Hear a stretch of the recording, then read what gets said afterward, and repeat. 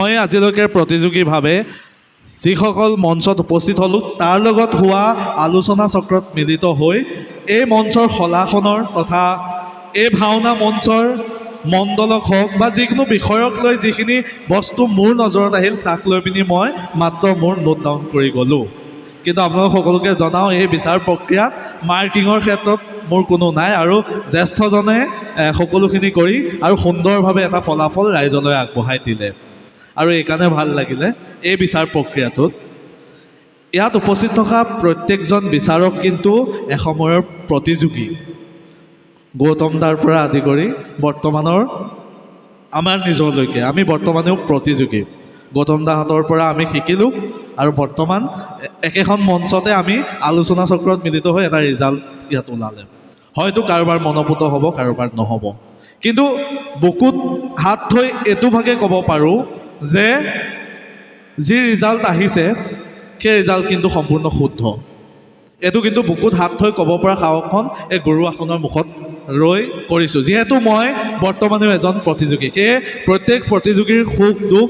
আৰু যিখন সময়ত প্ৰতিযোগীসকলৰ আৱেগ অনুভূতি থাকে এইখিনি মই ভালদৰে বুজি পাওঁ। আৰু বিভিন্ন মঞ্চত প্ৰতিযোগিতাত অংশগ্ৰহণ কৰিব যাওঁতে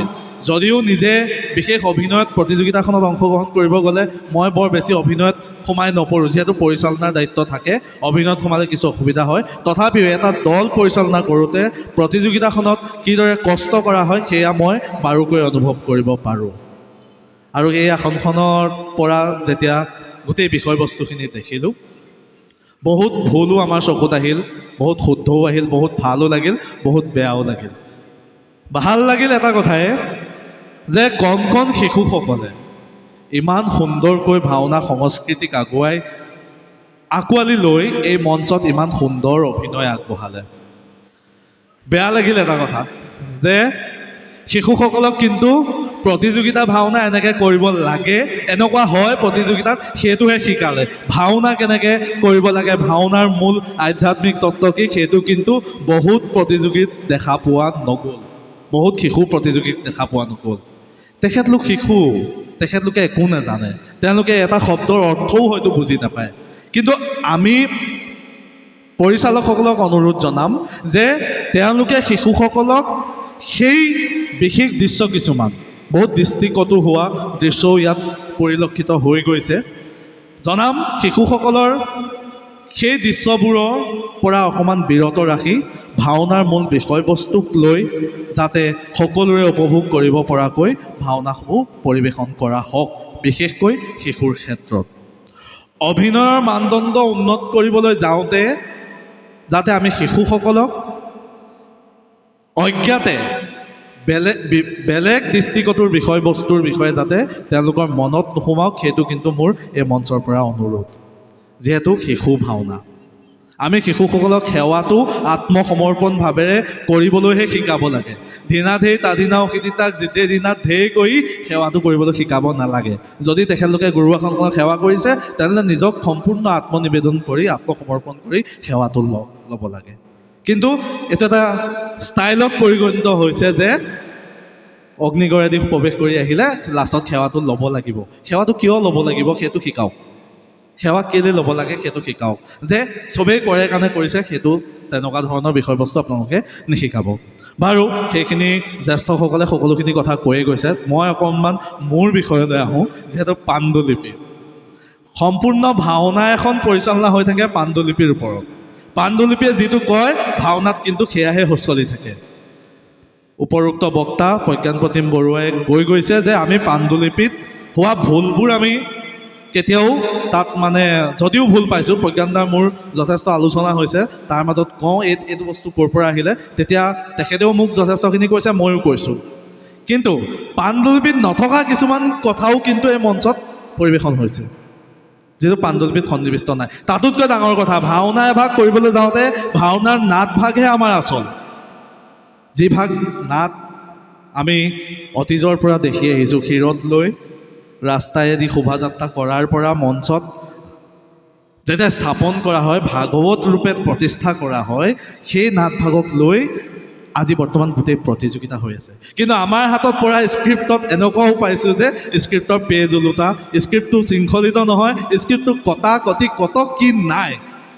আৰু মই দলসকলক অনুৰোধ জনাইছোঁ গোটেই স্ক্ৰিপ্টখিনি মোৰ হাতত আছে কাৰোবাৰ কিবা আশা আছে যে আমাৰ কি ভুল হ'ল বা স্ক্ৰিপ্টত কি ভুল হ'ল স্বইচ্ছা আহি আপোনালোকে মোৰ পৰা স্ক্ৰিপ্ট লৈ যাব পাৰিব আপোনালোকৰ কি ভুল আছে কি কথা সেই স্ক্ৰিপ্টত চাই যাব পাৰিব আপোনালোকে লৈ যাব পাৰিব এইটো এই মঞ্চৰ পৰা মই পাণ্ডুলিপিৰ বিচাৰক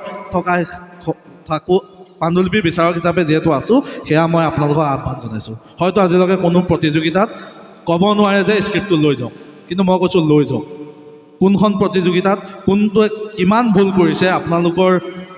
সংলাপক এৰি থৈ যোৱাৰ পৰা হওক বা আপোনালোকৰ বিশৃংখলিত পাণ্ডুলিপি হওক সকলোতে কি ভুল কৰিছে সেইখিনি আপোনালোকে ইচ্ছা কৰিলে মোৰ পৰা লৈ যাব পাৰিব বৰ্তমানেও মোৰ গাড়ীত সোমাই আছে সেয়া মই অনুৰোধ কৰিছোঁ আৰু বিশেষকৈ আৰু পৰিচালকসকলকে অনুৰোধ কৰিছোঁ নিজেও এতিয়ালৈকে বাৰু শিকিয়ে আছোঁ আৰু ইমানো ডাঙৰ হোৱা নাই যে মই আজি কোৱা প্ৰতিটো কথাই সত্য হ'ব কিন্তু গুৰুৰ কথা শিৰৰ ভূষণ আমিও গুৰুক সন্মান জনাই গুৰুৰ পৰা যি শিক্ষা পাইছোঁ সেই গুৰুৰ শিক্ষাৰেহে আজি এই আসনত উপবিষ্ট হ'লোঁ আৰু মই যথেষ্ট ব্যস্ত থাকোঁ মোক যিসকল মানুহে চিনি পায় তেওঁলোকে জানে যথেষ্ট ব্যস্ত ইয়াত বহাৰ আগমুহূৰ্তলৈকে ব্যস্ততাই ভৰি পিনি ইয়াত মই বহি থাকি মোৰ আৰু বাহিৰত বিভিন্ন ধৰণৰ কাম কাজৰ কাৰণে মই মানুহ আনি ৰখাই থ'বলগীয়া পৰ্যন্ত হৈ গৈছে একমাত্ৰ মোৰ নিজৰ ঠাই এইখন মোৰ নিজৰ ঠাই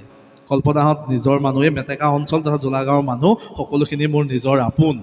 এওঁলোকৰ কথা মই প্ৰত্যাখ্যান কৰিব নোৱাৰিলোঁ সেইকাৰণে উপস্থিত হ'লোঁ আৰু এনে দুঃসাহসিকভাৱে মই বিচাৰকৰ দৰে আসনত ইমান কম সময়ত একো নজনাকৈ বহাৰ ধৃষ্টতা কৰিলোঁ তাৰ বাবে সকলোৱে মোক ক্ষমা কৰিব বিশেষ বহুত কথা নকওঁ শিশু ভাওনাৰ ক্ষেত্ৰত শিশুসকলক মোৰ এটাই শেষ অনুৰোধ সকলোলৈ যে শিশুসকলক আপোনালোকে শিশুসকলৰ উপযোগী হোৱাকৈ দৃশ্যাৱলী হওক দৃশ্য সংযোজন হওক তথা নাটসমূহৰ বিষয়বস্তু সংলাপ কিছুমান সংলাপ আছে হয় নাটখনৰ কাহিনীভাগ খুব সুন্দৰ সেই কাহিনীভাগে প্ৰতিযোগিতাখনত অংশগ্ৰহণ কৰি সুন্দৰ অভিনয় আগবঢ়ালে পুৰস্কৃত হ'ব পাৰিব কিন্তু সেই সংলাপৰ ভিতৰত সেই নাটভাগৰ ভিতৰত থকা কিছুমান সংলাপে কিন্তু শিশুসকলক বিপথে পৰিচালিত কৰিব পাৰে সেই সংলাপসমূহ আপোনালোকে শুদ্ধ কৰক আৰু সেই সংলাপ কি ক'ত কিয় আছে সেইখিনি কিন্তু সন্নিৱিষ্ট হৈ আছে আপোনালোকে ইচ্ছা কৰিলে সেই নাটসমূহ নিব পাৰিব বাকী সকলোৱে সুন্দৰ অভিনয় আগবঢ়ালে যিসকলে পুৰস্কৃত হ'ল তেওঁলোকলৈ কৃতজ্ঞতা জনালোঁ আৰু যিসকলে পুৰস্কৃত নহ'ল তোমালোকে ভৱিষ্যত দিনত আৰু সুন্দৰ কৰা আৰু সুন্দৰ হওক যিহেতু প্ৰতিযোগিতা ইয়াত পোৱা নোপোৱা দুয়োটা বেদনা থাকিবই বিতুপনে কৈ গৈছে যে প্ৰাপ্তিৰ সুখ যিমান বিফলতাৰ দুখ সিমানেই বহুত বেছি মানে আৰু এইটোও আমি চাব লাগিব যেতিয়া বিফল হওঁ বিফলতাৰ পাছত যুঁজি যেতিয়া সফলতা আহে সেই সময়ত যি চকুলো ওলায় সেয়া কিন্তু আনন্দৰ চকুলো সেই চকুলো কিন্তু সহজে কোনেও পাহৰিব নোৱাৰে ইয়াত উপস্থিত থকা মোৰ সতীৰ্থ